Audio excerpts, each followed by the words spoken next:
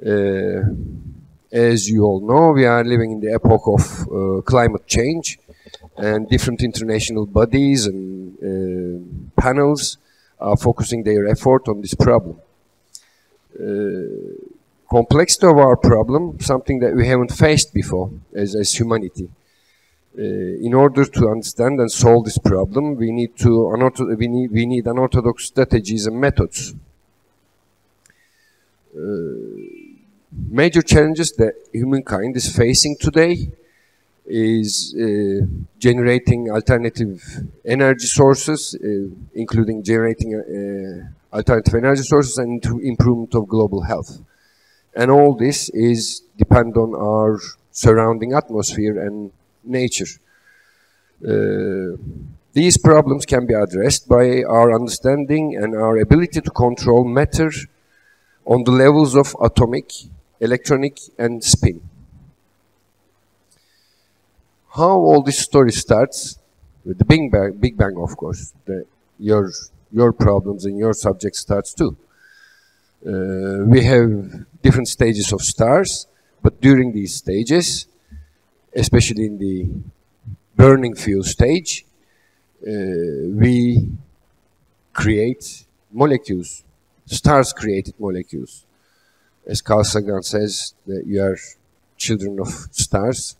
That comes from here. Of course, fusing, Of course, fusing 3 hydrogen atoms, that will give us a helium atom, a molecule. Fusing 2 helium together will give us a beryllium. Fusing another helium to beryllium will give us carbon. Fusing another helium to carbon will give us oxygen.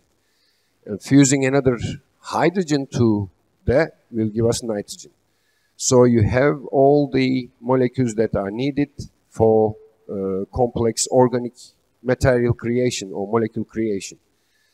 This process has been going on for about 10 billion years, where all your molecules are coming from, and where the fundamentals of reaction kinetics are lying in.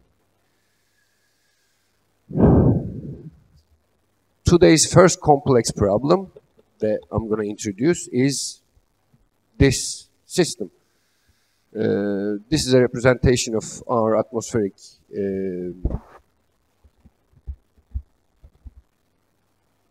puzzle that we are facing with. There are many incoming and outgoing energy and sources, and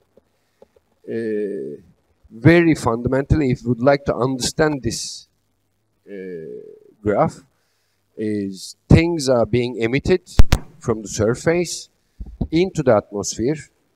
They're being transported and changed, and then they got deposited, or they got sinks. The working of such a system is one of our complex problems that, as humanity, we are facing with.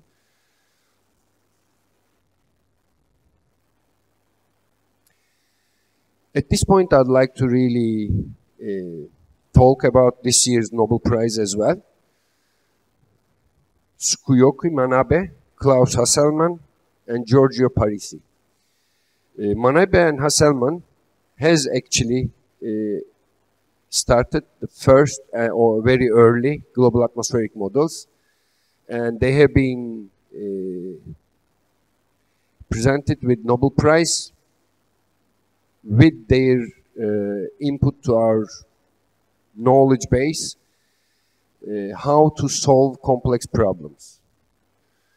This is a very early box model of Manabe, that there are incoming radiation, flux radiation that goes trying to go out to the space.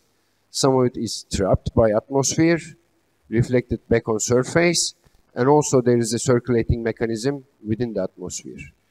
What Manabe and his calculations that showed us early, our atmospherical heat has nothing to do with our sun's activity, but also very related to our activities too. What he did calculated imagine of calculating. Nowadays, our surface concentration of CO2 is 400 ppm, but he started with 300. He halved it first, and then he doubled it for the second calculation. And what he saw, although the surface temperature is increased, the stratospheric and tropospheric temperatures are decreasing, which actually shows us the captivity of heat is due to carbon dioxide molecules rather than just the sun's activity. Hasselmann advanced this efforts, and he figured out how to differentiate natural phenomena and the human input to this temperature increase. His complex mathematics is almost unexplainable now, but what we are seeing in this graph is that these are the natural phenomena that are atmospherical increase of temperature. This is the human effects of that temperature, and these are the volcanic eruptions throughout those times.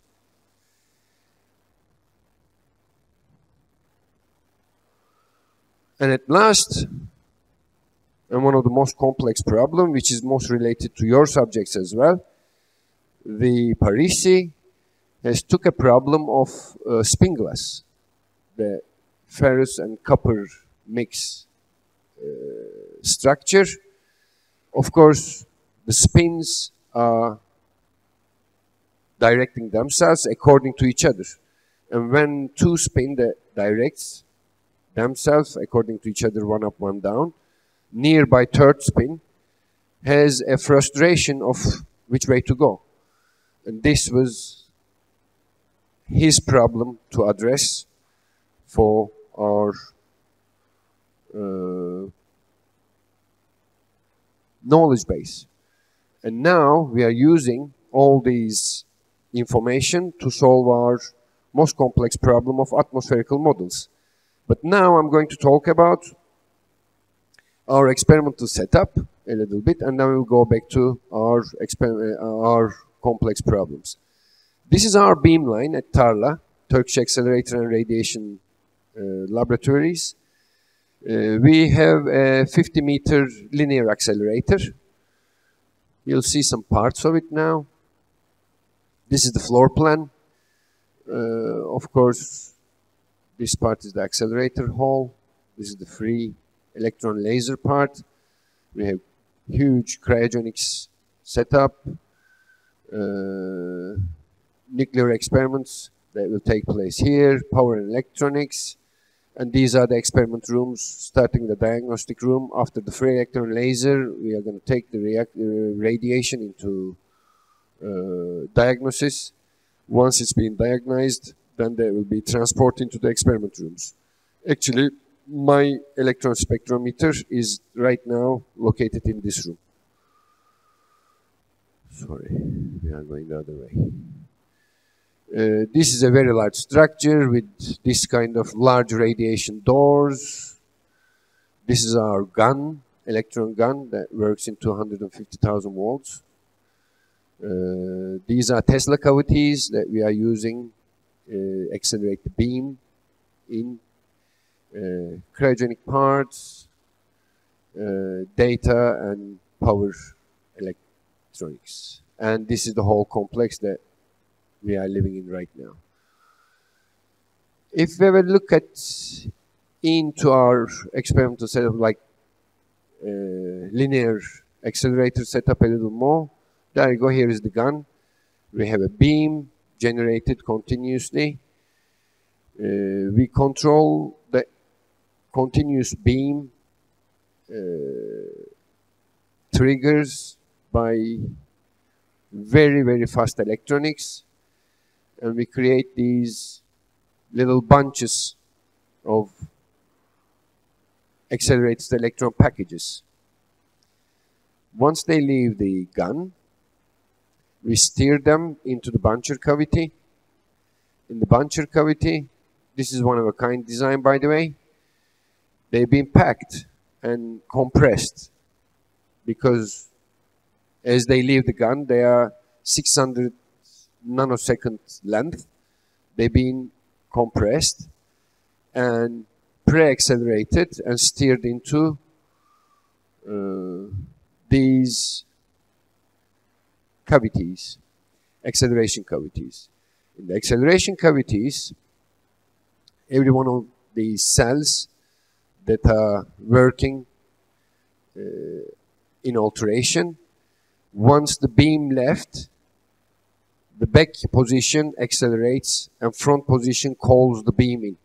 So it accelerates every cell by cell by cell by cell. We have two of these cavities. In between, we do a little bit more bunching. Then our beam splits into two.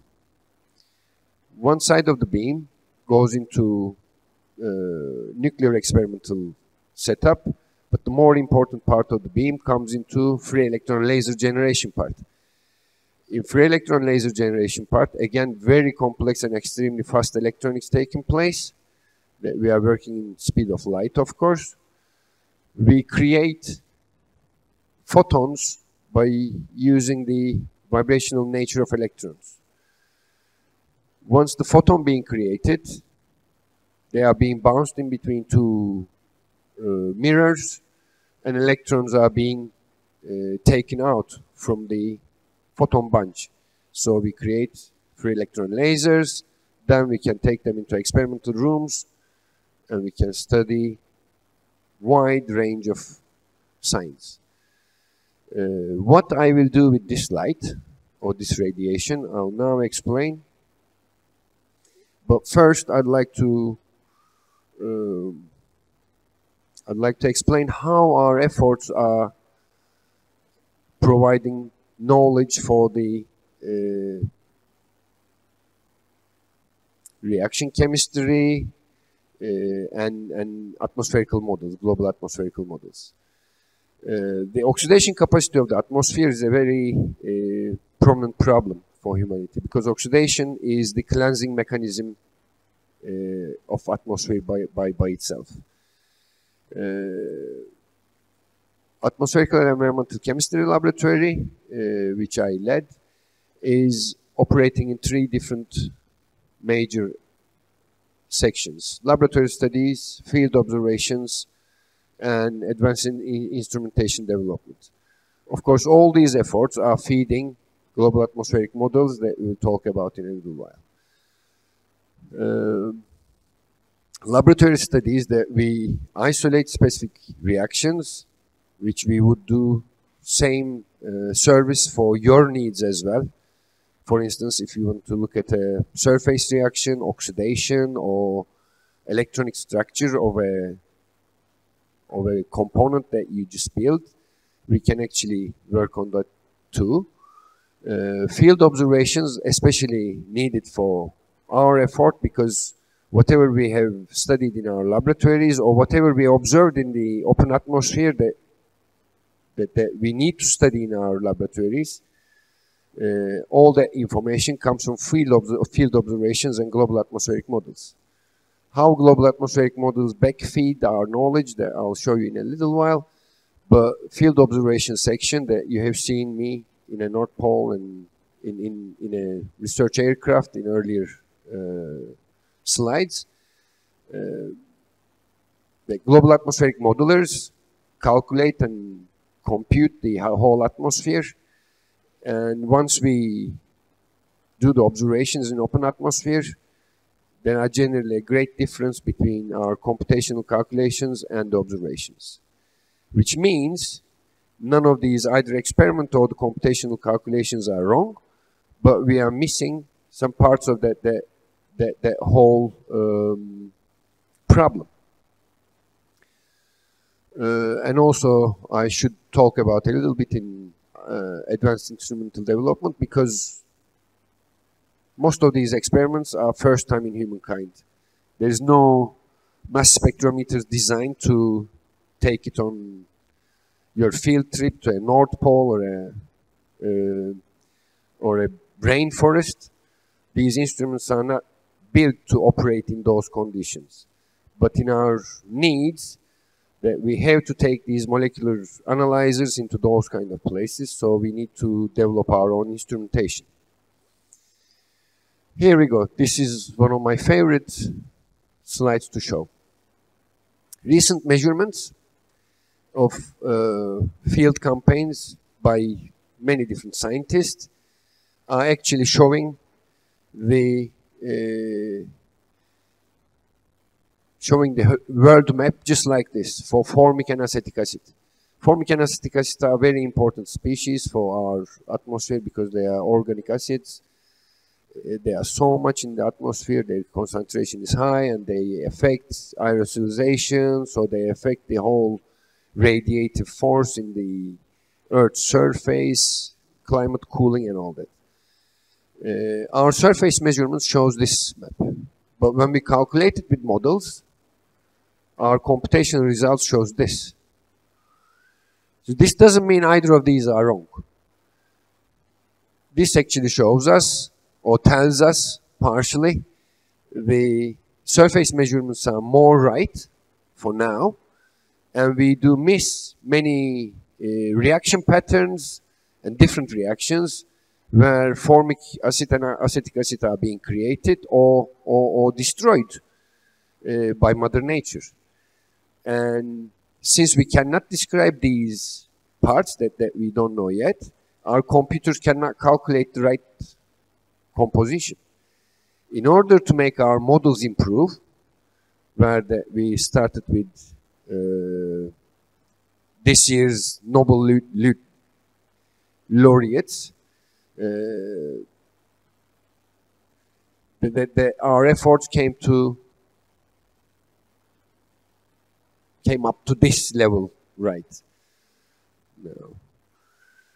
There we go. This is my one of my instruments, the flow tube chemical ionization mass spectrometer. There are major parts, as in mass spectrometer here. All this gigantic design is me and my PhD partner spent 3.5 years together. There's a flow tube section that we can control temperature and pressure to mimic atmospherical conditions. There's an atomic creation sidearm section that we can break down molecules and create atoms to generate new molecules, and then get those molecules interact with each other to study reaction kinetics under different conditions that covers all over atmospherical conditions. This instrument should excite you a bit more as magnetism and superconductivity researchers. This is a common PES instrument, photoelectron spectrometer instrument. Again, this instrument is designed by me and built by me. There you go, you are seeing the old electronics here and the new electronics. The instrument I have to refer now from Southampton University, Professor John Dyke. They have been developing these instruments, and this is one of the last instruments that they put together and pass it on to me for further developments. Well, my personal dream about this instrument is to study reaction kinetics by using electronic information. But such instruments in your area are being used for surface interactions and the structural information gathering. My instrument here, using with a UV light source,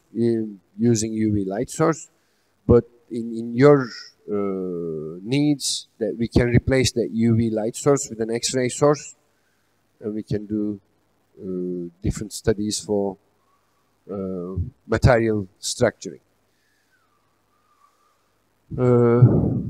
Until now, AECL was showing activity in many different fields, such as Arctic and Antarctic polar science, climate change, global warming, health and pollution, I'd like to make a point that climate change and global warming, there are two different effects, two different things that humans generally get mixed up on.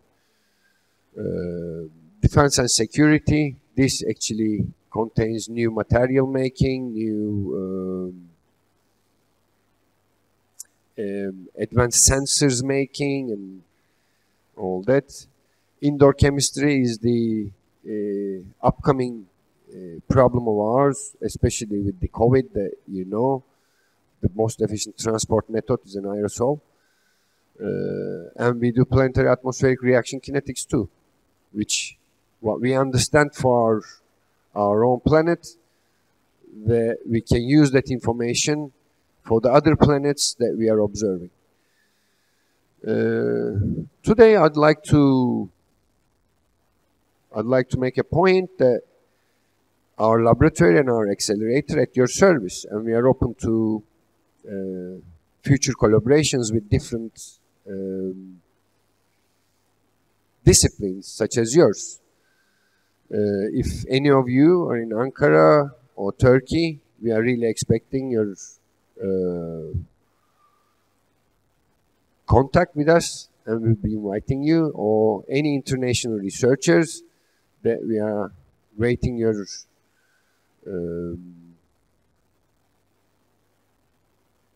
contacts as well for future collaborations. Our accelerator is very new. We are starting test runs end of this year or middle of next year maybe, and we are hungry for more research to start in our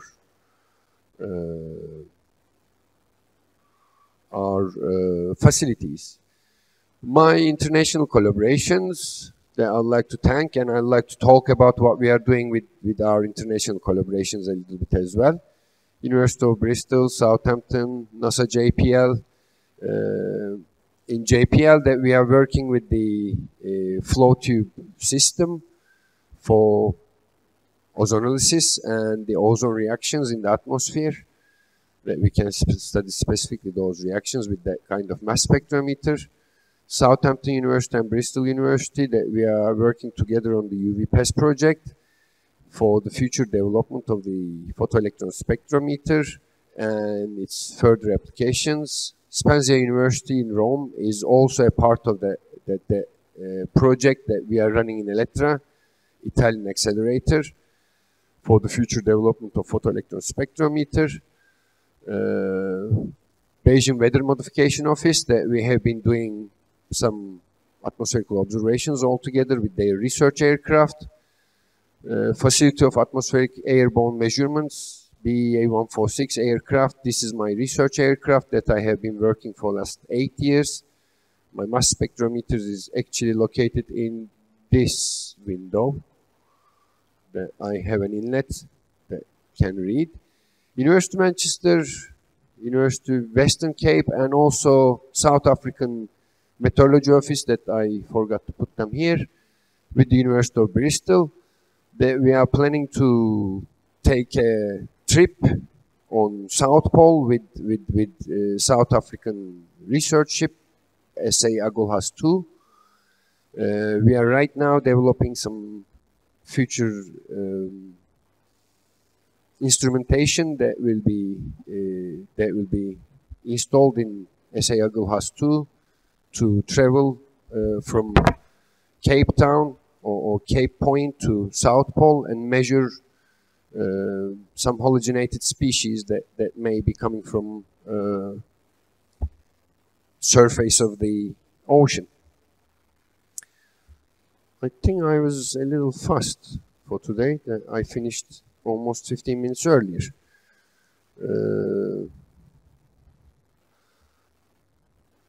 I would like to show my last slide, and then I'd like to go into question and answer parts. If you like to have any questions, we can take. This is all my 25 years of experience, what I have seen throughout research, your confidence and knowledge in field. As you started, you may say, with your very early information, you would say, I know everything. But as time goes by, you know you don't know everything. There is a bit more to understand. Then as your confidence decreases, you think you don't understand nothing. And if you are insistive enough, after a long time, that you'll understand a little bit of the problem. And as you go so along, your confidence may grow a little bit, but you'll be always saying, trust me, this is very complex. The whole story is coming from the expertise of what my PhD gave me and what my field experiments and what my laboratory buildings gave me. Thank you very much. We can go back to any slide and talk about it a bit more. If you have any questions, please don't hesitate to ask. Thank you very much. Thanks, Ed. Questions, please.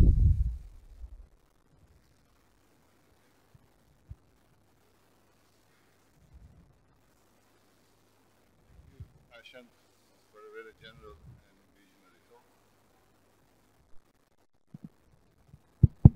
Okay. Maybe good because most of the audience do not know about Tarla. You can talk about it in general terms. Well, maybe I should make a point, sir. I'm so sorry. Maybe I should make a point that all this story, I'm sure you told while I'm talking as well, but all this story is very related to magnetism and superconductivity. Every part of this research, my instruments, my experimental setup, and also Tarla, the accelerator, is all to do with your field. Any improvement in superconductivity, even a Kelvin increase in your abilities, any improvement in new materials, new magnets that can be used in more energy efficient ways, in better performance will help us in our research as well. Not just that we would say serve you, but your research is fundamentally serving us too. I guess I should have addressed this relation earlier a bit more detailed. And then what I mean by the question is in fact to make some information available to audience. What is the point for Tarla? Tarla is a 6550 registration, new center, national center, and what is its goals and what's the current status and something like that. Okay. Of course, superconductivity is playing one of the important roles. Incredible important role. And cryogenics also. And after your talk, we will have a plenary talk on the cryogenics applications of superconductors too. Cryogenics field in Turkey is very new, although we use techniques and technologies. And maybe, since you have time, maybe you can make some presentation about it. Yes. I hope Arnie would have been more available for making another presentation, but I'll go back to related slide and talk a little more. Sorry, but my pointer is not working right now.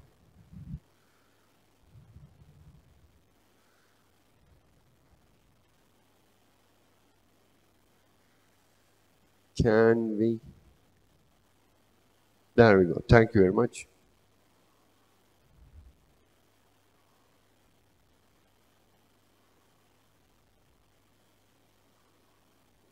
Okay.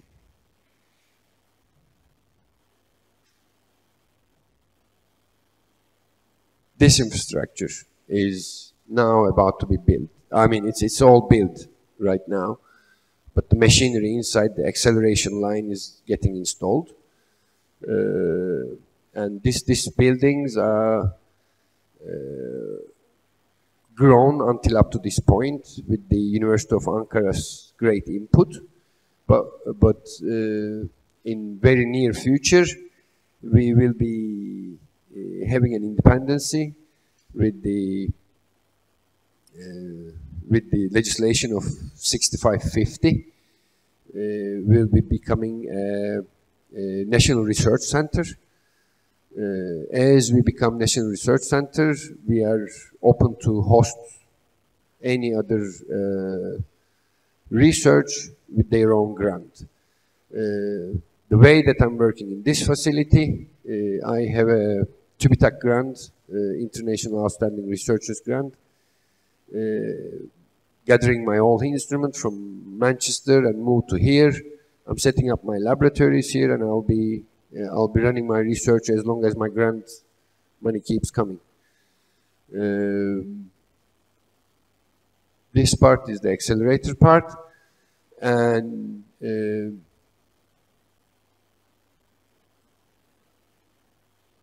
I just blanked out, sorry.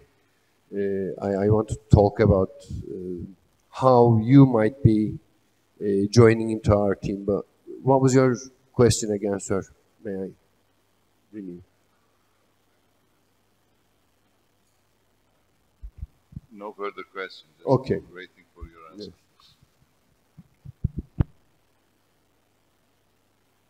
Yeah. Other questions, please?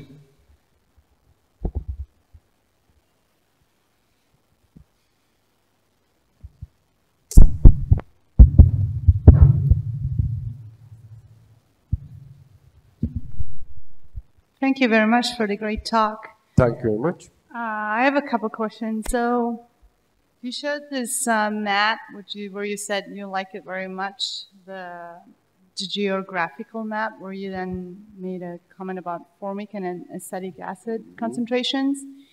So how does this relate now to the accelerator you just showed?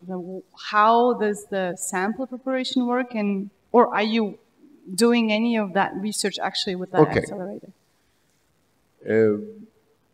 The model studies, model studies are generally coming from our laboratory measurements. Of course, we do measurements in the field to compare with the model results, but the numbers that we are running the models is coming from our experimental setup. And how sensitive our experimental setups, or how sensitive our experimental procedure is affecting our result sensitivity and error margins. Right now, in my mass spectrometer system that we are using polonium 210 for ionization. Of course, we need to ionize molecules to detect them. And we are using a homemade helium discharge lamp in our photoelectron spectrometry system. What Tarla is giving us in terms of radiation flux 10 to the 20 times more than my ionization sources.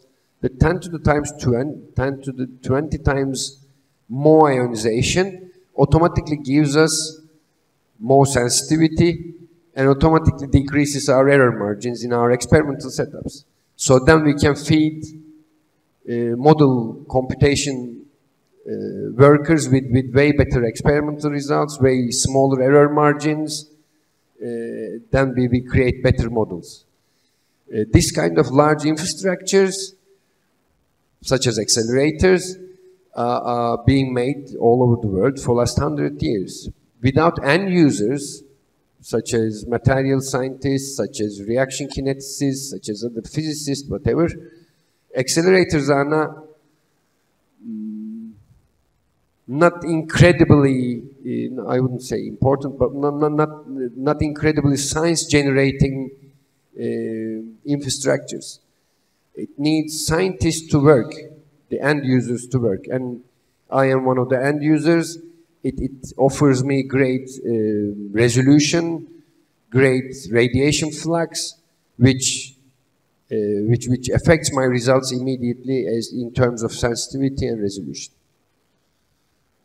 Okay, thank you. And one more question about the experiment itself. So are you mimicking the contents of wherever you're looking here in the lab, and then ionize the molecules? Or like what is the actual, I mean, it's not just a simulation, right? What is the actual experiment? Okay, well, let's take another reaction. Let's say CH3O2 plus NO, or NO2. This is a very important reaction for ozone generation and ozone depletion.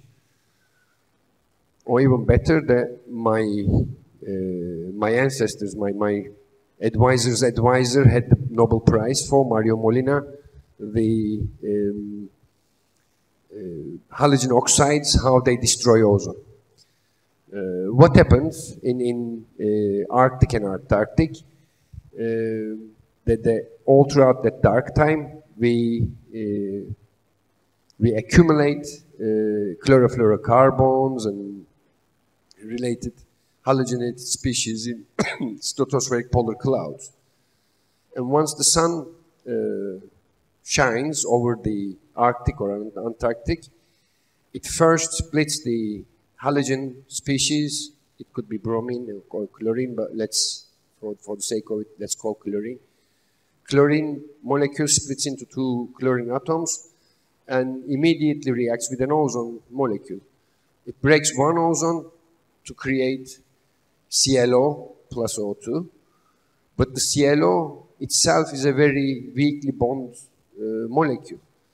The second incoming photon that breaks that ClO again, and the same Cl will go to beginning and split another ozone, split another ozone, split another ozone, and with the sunrise in polar area within the first month, that we start hearing these ozone hole stories. That if you go back to 10, 15 years ago, before Kyoto Agreement being signed for chlorofluorocarbon removal, you were listening all these ozone rip or ozone hole stories around March and April time, because the reaction starts there. What we do, once we observe this, James Lovelock was the very early observer in Antarctic, and then Mario Molina and his friends, they actually take their observation, bring it into laboratory, and using a system very similar to this, and create that reaction again in order to understand its inner workings and the kinetics of it.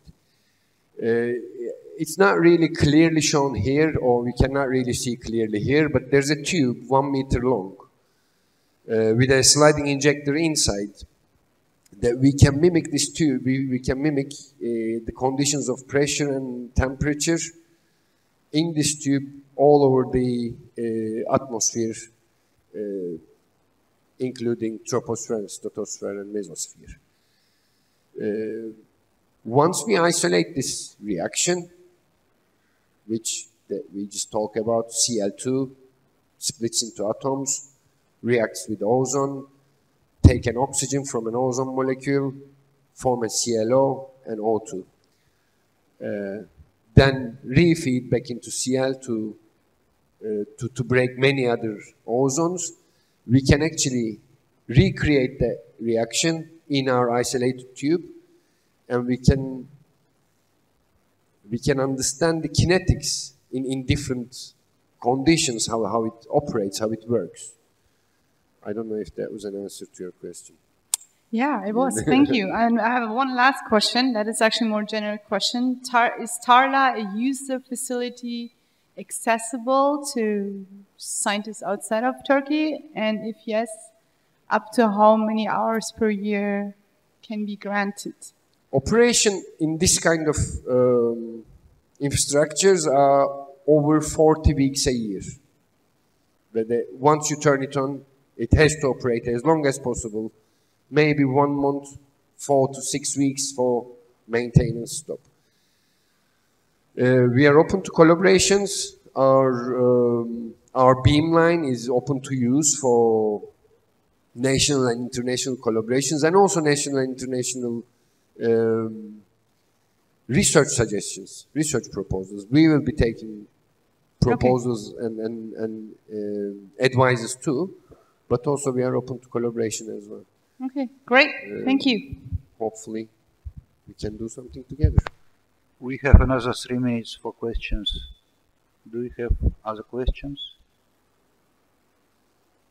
Anything? I have seen hands over there once. No? I have one. Thank you very much, sir.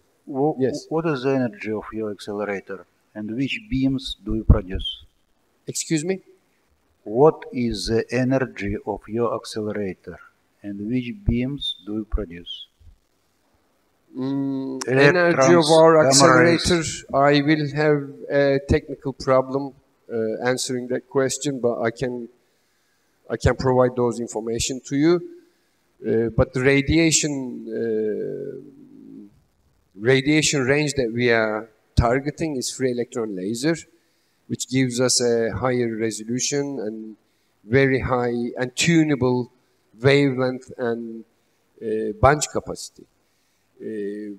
For the numbers, I do have to go back to accelerator project managing team, but I can do that just after the talk immediately, and I can produce those answers for you.